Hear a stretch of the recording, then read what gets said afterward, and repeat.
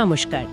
আজকের আলোচনায় আমরা একটু খুঁটিয়ে দেখব ভারতীয় শেয়ার বাজারের সাম্প্রতিক পরিস্থিতি, বিশেষ করে ২৯ আগস্ট ২০২৫-এ শেষ হওয়া সপ্তাহটা শুরু হয়েছিল বেশ আশা নিয়ে, তাই না? কিন্তু মাঝপথে মার্কিন শুল্কের একটা খবরে সব যেন পাল্টে গেল। আমরা এখানে Indian equity market weekly intelligence briefing রিপোর্টের কিছু অংশ নিয়ে আলোচনা করব, বোঝার চেষ্টা করব ঠিক কি ঘটল। হ্যাঁ, এই সপ্তাহটা কিন্তু খুব ইন্টারেস্টিং ছিল। এটা পরিষ্কার দেখালো যে কিভাবে একটা বাইরের দেশের খবর, এখানে আমেরিকার শুল্কের প্রস্তাব আমাদের দেশের বাজারকে এতটা নাড়িয়ে দিতে পারে। আমরা দেখব কেন এই পতনটা হলো, এফআইআই আর ডিআইআই ফরেন আর ডোমেস্টিক ইনস্টিটিউশনাল ইনভেস্টরদের ভূমিকা কি ছিল, আর কোন সেক্টরে কেমন প্রভাব পড়ল। আচ্ছা, তাহলে শুরু করা যাক সোমবার দিয়ে, 25শে আগস্ট।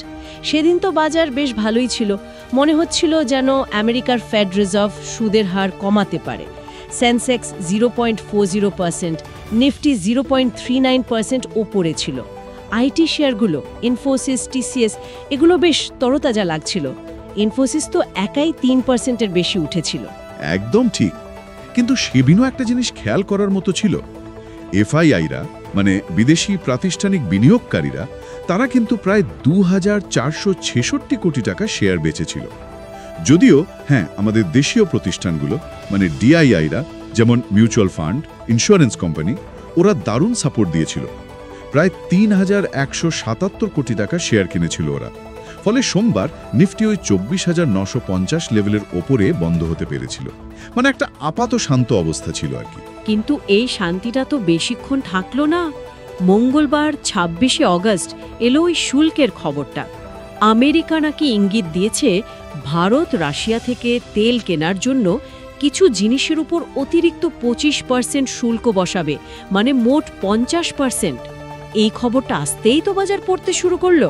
মারাত্মক পতন যাকে বলে। সেন্সেক্স ১%-এর বেশি 1.04% আর নিফটি 1.02% পড়ল। নিফটি তো এক ধাক্কায় ২৪,৮০০ যে একটা সাইকোলজিক্যাল লেভেল ছিল তার নিচে চলে গেল। আর ভাবুন, একদিনে বিএসইতে লিস্টেড কোম্পানিগুলোর মোট মার্কেট ক্যাপ কমে গেল প্রায় ৬ লক্ষ কোটি টাকার বেশি, 6.02 লাখ ক্রোড়। এটা বাজারের কনফিডেন্সের উপর একটা বিরাট ধাক্কা ছিল। এই সময় এফআইআইদের বিক্রি কি আরও বেড়ে গেল? বিদেশি বিনিয়োগকারীদের কথা বলছি। হ্যাঁ, তাদের বিক্রির চাপটা বেশ বেড়ে গেল মঙ্গলবার। এফআইআইরা প্রায় ৬,৫১৬ কোটি টাকার নেট শেয়ার বিক্রি করল। তবে উল্টো দিকে ডিআইআইরাও কিন্তু দারুণ লড়েছে। ওরা কেনার পরিমাণ বাড়িয়ে প্রায় ৭,০৬০ কোটি টাকার নেট শেয়ার কিনেছে। একটা জোরদার লড়াই চলছিল ক্রেতা আর বিক্রেতার মধ্যে। কিন্তু সেলিং প্রেশার এতটাই ছিল যে ফিনান্সিয়ালস, বিশেষ করে Nifty bank, Nifty PSU bank index, এগুলো প্রায় ১.৩% থেকে ২% পড়ল। রিলায়েন্স, এইচডিএফসি ব্যাংক, আইসিআইসিআই ব্যাংকের মতো হেভিওয়েট শেয়ারগুলোই সূচককে নিচে টেনে নামিয়েছিল। কিন্তু বৃহস্পতি ২৮শে আগস্ট যেটা হলো সেটা বেশ অদ্ভুত না? একদিকে আমেরিকার বাজার S&P 500, ডাও জোন্স রেকর্ড হাইতে যাচ্ছে, আর অন্যদিকে আমাদের বাজার আবার পড়ল। নিফটি 0.85%, সেন্সেক্স 0.87% নিচে। এটা কেন হলো? গ্লোবাল মার্কেট ভালো থাকার সত্ত্বেও আমাদের এখানে পতন। এটা এই সপ্তাহের একটা খুব গুরুত্বপূর্ণ বিষয়। দেখুন, বৃহস্পতিবার ডিআইআইরা কিন্তু অনেক কিনেছে, প্রায় ৬,৯০০ কোটি টাকার নেট শেয়ার। অন্যদিকে এফআইআইরা ক্যাশ মার্কেটে বেচেছে প্রায় ৩,৮৫৭ কোটি টাকা। শুধু এই ডেটা দেখলে মনে হবে ডিআইআইদের কেনার জোর তো বেশি ছিল, বাজার হয়তো এতটা পড়তো না, বা হয়তো একটু বাড়তেও পারত। কিন্তু তা হয়নি। এর আসল কারণটা কিন্তু লুকিয়ে আছে ডেরিভেটিভস মার্কেটে, ফিউচার্স এন্ড অপশনস বা এফএনও সেগমেন্টে। ও আচ্ছা, তাহলে এফএনও মার্কেটে এমন কি হচ্ছিল যেটা ক্যাশ মার্কেটের এই ফ্লোকেও ছাপিয়ে গেল? দেখুন, এফআইআইরা ক্যাশ মার্কেটে বিক্রির সঙ্গে সঙ্গে এফএনও মার্কেটে খুব অ্যাগ্রেসিভলি শর্ট পজিশন তৈরি করছিল। তারা বাজি ধরছিল যে বাজার আরও পড়বে।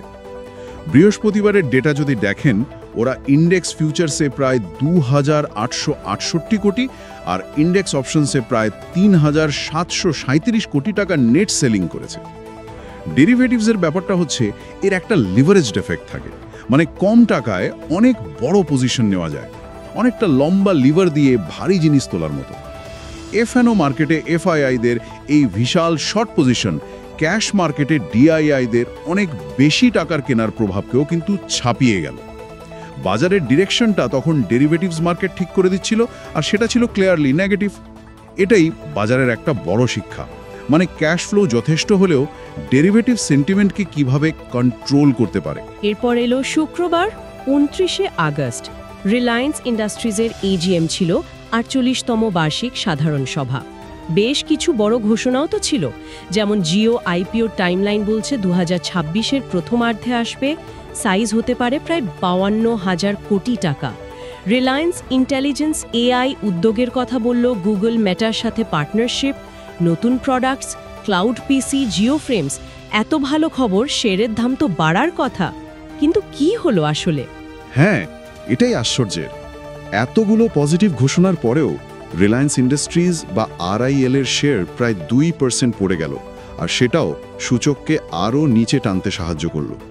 এটাকে অর্থনীতির ভাষায় বলে সেল অন দ্য নিউজ, মানে ভালো খবর যা আসার ছিল সেটা এসে গেছে, এবার বিক্রি করে দাও। কারণটা সম্ভবত এই যে সেই মুহূর্তে বাজারের সামগ্রিক উদ্বেগটা অনেক বেশি ছিল। ওই মার্কিন শুল্কের অনিশ্চয়তা আর তার সাথে ভারতীয় টাকার রেকর্ড পতন, এই দুটো জিনিস রিলায়েন্সের দীর্ঘমেয়াদী ভালো ভবিষ্যতের সম্ভাবনার চেয়েও বড় হয়ে দাঁড়িয়েছিল বিনিয়োগকারীদের কাছে। মানে ভবিষ্যতের প্রতিশ্রুতির চেয়ে বর্তমানের ঝুঁকিটা নিয়েই তারা বেশি চিন্তিত ছিলেন আর কি। টাকার পতনের কথাটা যখন উঠলই, ভারতীয় টাকা তো মার্কিন ডলারের তুলনায় একেবারে সর্বনিম্ন স্তরে নেমে গেছিল, প্রায় 87 টাকা 96 পয়সা প্রতি ডলার। এর প্রভাবটা ঠিক কি হলো বাজারে? টাকার এই রেকর্ড পতনটা মানে বাজারের নেগেটিভ সেন্টিমেন্টে ঘি ঢালার মতো কাজ করেছে। প্রথমত দেখুন, টাকা দুর্বল হলে বিদেশি বিনিয়োগকারীদের জন্য ভারতে বিনিয়োগ করে ডলারের রিটার্নটা কমে যায়, ফলে তারা আরও শেয়ার বেচতে শুরু করে, মানে এফআইআই আউটফ্লো বাড়ে। দ্বিতীয়ত, আমরা তো আমদানির ওপর খুব নির্ভরশীল, বিশেষ করে অপরিশোধিত তেলের জন্য। টাকার দাম কমলে ওই সব আমদানি করা জিনিসের দাম বেড়ে যায়, দেশে একটা ইম্পোর্টেড ইনফ্লেশন বা আমদানিকৃত মুদ্রাস্ফীতির ঝুঁকি তৈরি হয়। এই দুটো মিলিয়ে টাকার পতনটা বাজারের জন্য একটা বড় চিন্তার কারণ হয়ে দাঁড়িয়েছিল সেদিন। তাহলে সব মিলিয়ে সপ্তাহের শেষে বাজারের অবস্থাটা কি দাঁড়ালো? প্রধান সূচকগুলো তো বেশ খানিকটা পড়েছে। নিফটি 1.78%, সেন্সেক্স 1.84%। এটা তো পরপর দ্বিতীয় মাস হলো যে বাজার পড়ল। শুধু আগস্ট মাসেই সেন্সেক্স 2%-এর বেশি, নিফটি প্রায় 1.7% নেমেছে। বছরের শুরু থেকে যা লাভ হয়েছিল, ইয়ার টু ডেট গেইন, সেটাও তো বেশ কমে গেল তাহলে। হ্যাঁ, শুধু প্রধান সূচক নয়, আরও চিন্তার বিষয় হলো ব্রডার মার্কেট, মানে মিড ক্যাপ আর স্মল ক্যাপ স্টকগুলোতে পতনটা ছিল আরও অনেক বেশি। নিফটি মিড ক্যাপ 100 ইন্ডেক্স এই সপ্তাহে প্রায় 3.3% পড়েছে, আর নিফটি স্মল ক্যাপ 100 পড়েছে প্রায় 3.86%। এটা একদম পরিষ্কার রিস্ক অফ সেন্টিমেন্টের ইঙ্গিত। মানে যখন বাজারে অনিশ্চয়তা বাড়ে, তখন বিনিয়োগকারীরা একটু বেশি ঝুঁকিপূর্ণ ছোট বা মাঝারি কোম্পানির শেয়ার বিক্রি করে দেয়। তারা তখন অপেক্ষাকৃত নিরাপদ বড় কোম্পানি বা ব্লু চিপ স্টকের দিকে যায়, অথবা ক্যাশ টাকা হাতে রাখতে চায়। ওই শুল্কের খবরটা ছিল ট্রিগার, যা এফআইআইদের বিক্রি শুরু করায়। তারপর হয়তো দেশীয় রিটেল বিনিয়োগকারীদের মধ্যে একটা ভয় ছড়ায়, যাদের মিড ক্যাপ স্মল ক্যাপে বিনিয়োগ বেশি থাকে, ফলে তারাও বিক্রি করতে শুরু করে, আর এই সেগমেন্টে পতনটা আরও গভীর হয়। এই রিস্ক অফ পরিস্থিতিতে কোন সেক্টরগুলো সবচেয়ে বেশি ধাক্কা খেল? যদি সেক্টর ধরে দেখি, তাহলে সবচেয়ে বেশি পতন হয়েছে পিএসইউ ব্যাংক বা রাষ্ট্রায়ত্ত ব্যাংকগুলোতে, প্রায় 4.22% পড়েছে। তারপর রিয়েলটি -3.80, পিএসই মানে সরকারি উদ্যোগ -3.15, মেটাল -2.98, এনার্জি -2.88, আর পুরো ব্যাংক সেক্টরটাই -3.47%। এর পিছনে বেশ কয়েকটা কারণ আছে। এই সেক্টরগুলোতে এফআইআই হোল্ডিং সাধারণত বেশি থাকে। এদের ব্যবসার সাথে গ্লোবাল ইকোনমির যোগসূত্র গভীর, আর টাকার দাম কমার প্রভাবটাও এদের উপর সরাসরি পড়ে। আর আইটি বা অটো সেক্টরের কি অবস্থা? এদের ওপর তো শুল্কের সরাসরি প্রভাব হয়তো ছিল না। আইটি সেক্টর এই সপ্তাহে 0.66% পড়েছে। সরাসরি শুল্কের প্রভাব না থাকলেও একটা সেকেন্ডারি এফেক্টের আশঙ্কা তৈরি হয়েছে। মানে যদি মার্কিন কোম্পানিগুলোর উপর শুল্কের বোঝা বাড়ে, তাদের লাভ কমে, তাহলে তারা হয়তো তাদের আইটি খরচ কমাতে পারে। যেহেতু ওরাই আমাদের আইটি কোম্পানিগুলোর প্রধান ক্লায়েন্ট, তাই একটা প্রভাব পড়তে পারে। অন্যদিকে অটো সেক্টর পড়েছে 0.76%। এখানে কিন্তু বিশেষ করে অটো কম্পোনেন্ট বা গাড়ির যন্ত্রাংশ যারা বানায় তাদের উপর সরাসরি এবং বেশ বড় প্রভাব পড়ার আশঙ্কা তৈরি হয়েছে। রিপোর্ট বলছে ভারতের প্রায় অর্ধেক অটো পার্টস এক্সপোর্ট, যার ভ্যালু প্রায় $3 বিলিয়ন বেশি, সেটা এখন এই 50% শুল্কের আওতায় চলে আসতে পারে। ফলে আমেরিকায় আমাদের যন্ত্রাংশের দাম বেড়ে যাবে, কম্পিটিশন করা মুশকিল হবে। শোনা যাচ্ছে কিছু কোম্পানি নাকি ইতিমধ্যেই মেক্সিকোর মতো দেশে প্ল্যান্ট সরানোর কথা ভাবছে বা আমেরিকার মধ্যেই কারখানা তৈরির কথা ভাবছে। তাহলে এই কঠিন সময় কোন সেক্টর একটু হলেও ভালো পারফর্ম করলো, বা বলা যায় কম পড়লো? তুলনামূলকভাবে সবচেয়ে স্থিতিশীল ছিল এফএমসিজি বা fast moving consumer goods sector. এটা মাত্র 1.23% পড়েছে। এর কারণটা হলো এদের ব্যবসা মূলত দেশের ভেতরে চাহিদার ওপর নির্ভরশীল। সামনে ফেস্টিভ সিজন আসছে, বিক্রির একটা আশা থাকে, আর গ্লোবাল ট্রেড বা শুল্কের সমস্যা থেকে এরা একটু দূরে থাকে। তাই হয়তো বিনিয়োগকারীরা কিছুটা সেফটি খুঁড়েছেন এখানে। একটা বিষয় তাহলে স্পষ্ট, ভারতীয় বাজারের এই পতনটা কিন্তু মূলত আমাদের নিজস্ব কারণ, আর ওই একটা আন্তর্জাতিক ঘটনা মানে মার্কিন শুল্ক তারই প্রতিক্রিয়া। কারণ একই সময়ে বিশ্ব বাজার, বিশেষ করে মার্কিন বাজার কিন্তু এতটা পড়েনি। একদম ঠিক পয়েন্ট। আমেরিকার বাজার তো রেকর্ড হাইতেই ছিল। এটা পরিষ্কার যে ভারতীয় বাজারের এই পতনটা ডোমেস্টিক ফ্যাক্টর আর ওই এক্সটার্নাল শকের ফল। এটা কোনো গ্লোবাল রিস্ক অফ বা বিশ্বজুড়ে মন্দার ভয় নয়। মজার ব্যাপার হলো আমাদের দেশের ভেতরের অর্থনৈতিক ডেটাগুলো কিন্তু বেশ ভালো ছিল। যেমন জুলাইয়ের মুদ্রাস্ফীতি মাত্র 1.6% ছিল, জিডিপি গ্রোথ ফোরকাস্ট 6.5%-এর আশেপাশে। এগুলো তো শক্তিশালী অর্থনীতির ইঙ্গিত দেয়। তার সত্ত্বেও বাজার এরকম নেগেটিভ রিয়্যাক্ট করলো। এটা প্রমাণ করে যে বাজার সবসময় শুধু ফান্ডামেন্টাল দেখে চলে না, অনেক সময় ঘটনা চালিত হয়ে পড়ে, আর সেন্টিমেন্ট খুব তাড়াতাড়ি বদলে যেতে পারে। যদিও হ্যাঁ, অপরিশোধিত তেলের দামটা একটু কম, $67-68 প্রতি ব্যারেল থাকাটা কিছুটা স্বস্তির, কিন্তু সোনার দাম $3,400 প্রতি আউন্স উঁচুতে থাকাটা এখনও ইঙ্গিত দিচ্ছে যে বিনিয়োগকারীরা সেফ হেভেন খুঁজছেন। এই সব কিছুর পর টেকনিক্যালি বাজার এখন কোথায় দাঁড়িয়ে আছে? মানে সাপোর্ট বা রেজিস্ট্যান্স লেভেলগুলো কি বলছে?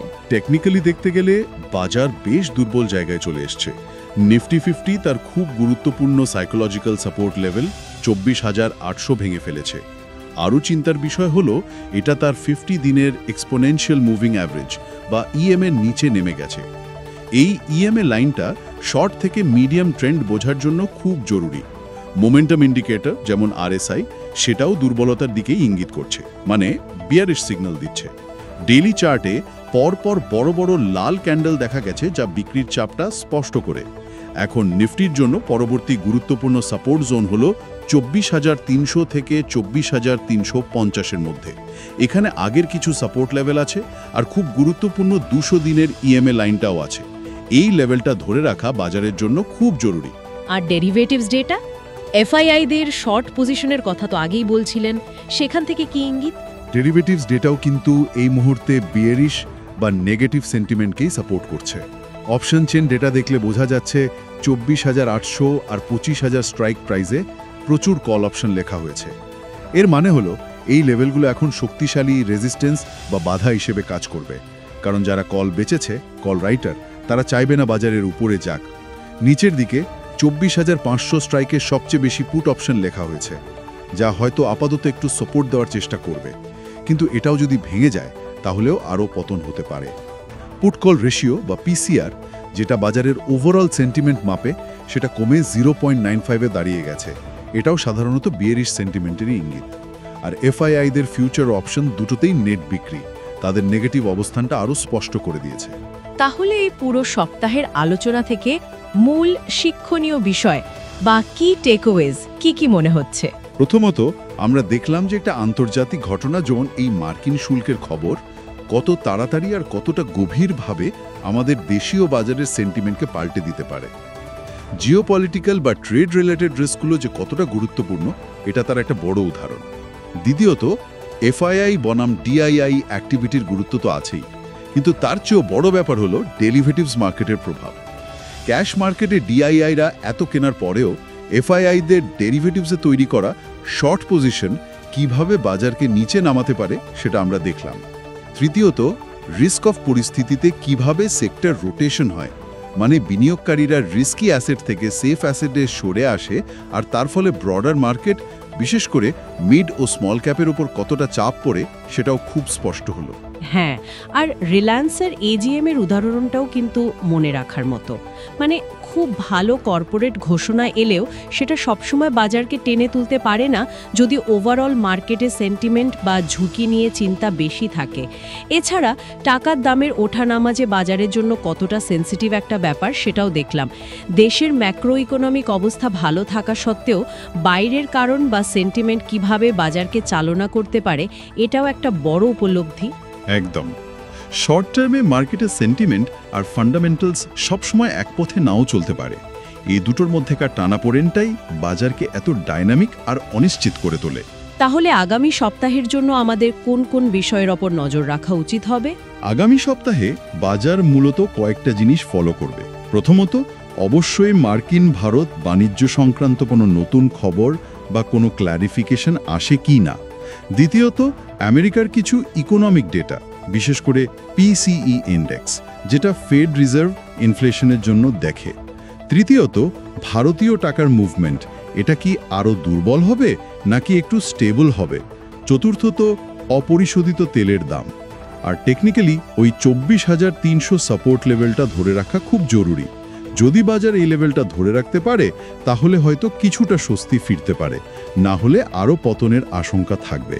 আর ওপরের দিকে 24,700 24,800 জোনটা এখন একটা বড় রেজিস্ট্যান্স হিসেবে কাজ করবে। সবশেষে আজকের আলোচনা থেকে শ্রোতাদের জন্য একটা প্রশ্ন রেখে যাই। যখন এই ধরনের বাইরের অপ্রত্যাশিত কারণে বাজারে এতখানি পতন আসে, তখন কি এটা দীর্ঘমেয়াদী বিনিয়োগকারীদের জন্য একটা সুযোগ, মানে ভালো শেয়ার কম দামে কেনার, নাকি অনিশ্চয়তা এতটাই বেশি যে আরও পতনের ভয়ে অপেক্ষা করাই ভালো? তাই এই রিস্ক বনাম সুযোগের বিচারটা প্রত্যেক বিনিয়োগকারীকে খুব সাবধানে করতে হবে। নিজের রিস্ক নেবার ক্ষমতা, নিজের ইনভেস্টমেন্ট গোল, এগুলো মাথায় রেখে হয়তো বর্তমান পরিস্থিতিতে একেবারে সব টাকা না লাগিয়ে অল্প অল্প করে বা সিস্টেম্যাটিক ইনভেস্টমেন্ট প্ল্যান SIP চালিয়ে যাওয়াটা একটা ভালো স্ট্র্যাটেজি হতে পারে।